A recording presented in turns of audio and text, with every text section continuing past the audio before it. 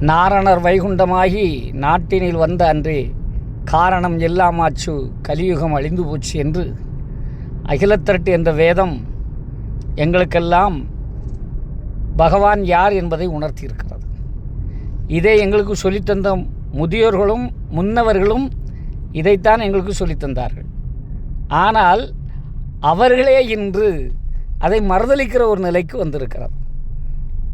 வைகுண்ட சுவாமி 10வது அவதாரம், நாராயண பரம்பொருளின் 10வது அவதாரம். 10 அவதாரம் எடுத்த பாதைகளை சொல் மகனே. எல்லாரும் ஐயாவுடைய பிள்ளைங்க நாம விட்டுருக்கீங்கன்னா 10 அவதாரம் எடுத்த பாதைகளை சொல் மகனே என்று சொல்லுங்க. சொல்லணும். 10 அவதாரங்களை சொல்லி அவர்தான் வைகுண்ட சாமி என்பதை சொல்லணும். ஏரணியும் மாயோன், அண்ட சராசரங்களை ஆபரணமாக அணிந்திருக்கிற மாயவன். மாயவன் என்றால் யார் என்பது உங்களுக்கு தெரியும். அப்போ வந்திருக்கிற பரம்பொருள் வைகுண்ட சுவாமி என்ற ஒரு பரம்பொருள் நாராயணனின் 10வது அவதாரம்தான் என்பதை சொல்லி கொடுத்தவர்களே இன்றைக்கு அதை மறுதலிக்கிறார்கள். வைகுண்ட சாமி தாத்தேன் பாட்டேன் பூட்டேன்னு சொல்லி நாங்கள் நேரடி வாரிசு, அவருக்கு அப்படி என்னென்னமோ சொல்கிறாங்க. இறைவனுக்கு எல்லோரும் வாரிசு, அதில் நாங்கள் எள்ளளவு மறுதலிக்கவில்லை. இறைவனுக்கு எல்லாருமே வாரிசு தான். நானும் ஐயாவுடைய பிள்ளை தான், ஐயா வைகுண்ட சாமியுடைய மகன். அதில் மாற்றம் இல்லை, பெருமையாக சொல்லுவேன். ஏன்னா அப்பம் அல்லவா, அப்பனை எப்படி சொல்லுவது தப்பு இல்லை. ஆனால் ஒரு படம், ஒரு போலியான படத்தை வைத்து இந்த அவதார தினத்தன்றைக்கு அந்த படத்துக்கு மாலை போட்டு வெத்தலைப்பாக்கு நியமித்து வச்சிருக்கிறது. இதை அங்கீகரிப்பார்களா இவர்கள்? ஏற்றுக்கொள்வார்களா? எல்லா பதிலையும் இப்படி ஒரு படம் வச்சு கும்பிடுவோமா? சொல்லுங்க. எல்லா பதிலையும் அந்த படத்தை வச்சு கும்பிடுவோமா? ஐயா வழியை கும்பிடுகிற மக்களே, ஐயாவை கோவில் கட்டி வாகனம் எடுத்து பணிவிடை செய்து அன்னதர்மம் கொடுத்து வணங்குகிற மக்களே, கிட்டத்தட்ட 10,000 மேடைகளை கடந்து 11,000 மேடை எட்டக்கூடிய நிலைக்கும் நான் இறைவன் வைகுண்டமே நாராயணனின் அவதாரம் அவதாரம் என்று பாடி பாடி பிரச்சாரம் செய்த பிறகு கூட இந்த படம் வைத்திருக்க இடத்திலே போய் நின்று மேடையில் ஏறி பேசுகிறீர்களே, உங்களுக்கெல்லாம் வெட்கமாக இல்லையா? நீங்கள் கடவுளை வணங்குகிறீர்களா இல்லை ஒரு மனிதனை வணங்குகிறீர்களா? மனிதனுக்கு எதுக்கு ஆஞ்சநேயர் வாகனம்? மனிதனுக்கு மயில் வாகனம்? மனிதனுக்கு எதுக்கு கருட வாகனம்? சொல்லுங்கள். எத்தனை முறை சொல்வது? வந்திருப்பவன் நாராயணனின் அவதாரம். இந்து தர்மத்திலே சில குறைபாடுகள் என்பதை மாற்றி அங்கே புரட்சியை உண்டு பண்ணி ஒரு அழகான வழிபாடு தந்தவர் நம்ம ஐயா. அப்போ பதின்னு கட்டியிருக்கிறோம், அந்த பதின்னு சொல்லுங்க அப்படி சொல்லி இவ்வளவு சிறப்பாக செய்கிறவங்க மணிமண்டபம் கட்ட எந்த முறையில் ஆமோதிச்சிங்க?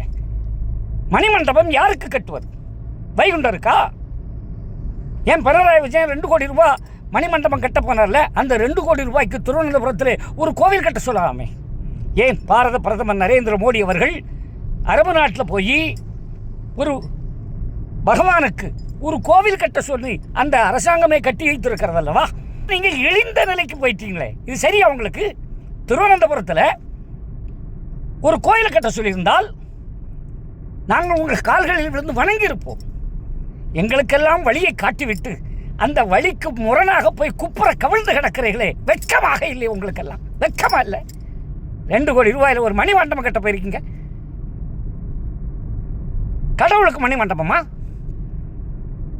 என்ன அங்கே நினைவரங்கம் வச்சு கும்பிட போறீங்களா?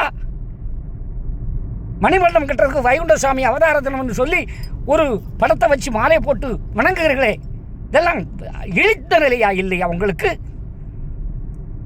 அப்போ எப்படி நீங்கள் கொடிப்பட்டம் வருகின்ற பொழுது ஒவ்வொரு பதிகளுக்கும் உள்ளே போய் வந்தால் தீட்டுப்படும் சொன்னீங்களே, உங்களுக்கு எது தீட்டு?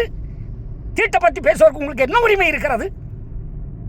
மணிமண்டபம் கட்டுகிற நீங்கள், மணிமண்டபம் கட்டுவதற்கு ஆதரவு கொடுத்த நீங்கள், மணிமண்டபம் கட்டுவதற்கு வாருங்கள் என்று அழைத்த நீங்கள், எந்த வகையில் இறைவனை வாகனத்தில் வைத்து வெஞ்சாமர வீசி தூக்கி சொல்ல முடியும் என்பதை உங்கள் மனதிலே பாருங்கள்.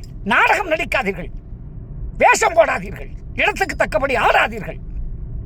பணம் இறைவன் தருவார், செல்வாக்கு இறைவன் தருவார், எல்லாமே பகவான் வைகுண்ட சுவாமி தருவார். நல்ல நினைவோருக்கு நாள் எத்தனை ஆனாலும் பொல்லாங்கு வராது, பூமி மீதில் வாழ்ந்திருப்பார் என்று பகவான் சொல்லியிருக்கிறாரே, அதன்படி செல்ல வேண்டாமா?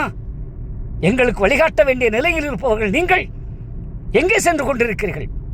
மணிமண்டபம் ஒரு பினராயி விஜயன் கட்டுவாராம், அதற்கு நீங்கள் ஆதரவு கொடுத்து ஆமோதித்து மக்களை திசை திருப்புகிறீர்களா? அப்போ எல்லா கோவிலையும் எல்லா பதிகளையும் இடித்துவிட்டு மணிமண்டபம் ஆக்குவோமா? சம்மதமா உங்களுக்கு? இறைவனுடைய கோபத்துக்கு ஆளாய் கொண்டிருக்கிறீர்கள். பஞ்சமுருதே, என்னுடைய பாதை தப்பி நீ நடந்தால் கொஞ்சம் கிளியை கொன்னு எழுப்புவேனடா என்று சொல்லியிருக்கிறார் நம் அப்பன். அந்த வார்த்தை மறந்து விட்டதா உங்களுக்கு? சொல்லுங்கள், ஏன் இந்த இழிநிலைக்கு தள்ளப்பட்டிருக்கிறீர்கள்? மாறுங்கள். இல்லை என்றால் கொதித்தெழுந்து கொண்டிருக்கிற ஐயாவுடைய அன்பான பிள்ளைகள் அனைவரும் ஒன்று சேர்ந்து நாங்கள் எங்கே தலைமை பீடம் இருக்கிறதோ அங்கே ஒன்று சேர்ந்து போராட வேண்டிய நிலை வர இருக்கிறது என்பதை உங்களுக்கு ஆணித்தரமாக எடுத்து வைத்திருக்கிறோம். தயவு செய்து மணிமண்டபம் கட்டுவதை நிறுத்துங்கள். இந்த போலியான படத்தை போட்டு கேவலப்படுத்துவதை நிறுத்துங்கள். இதை நிறுத்தவில்லை என்றால் நிறுத்த வைப்போம் என்பதை ஐயாவுடைய திருவடி பணிந்து நான் உங்களுக்கு சொல்லிக் கொள்கிறேன். ஐயா உண்டு.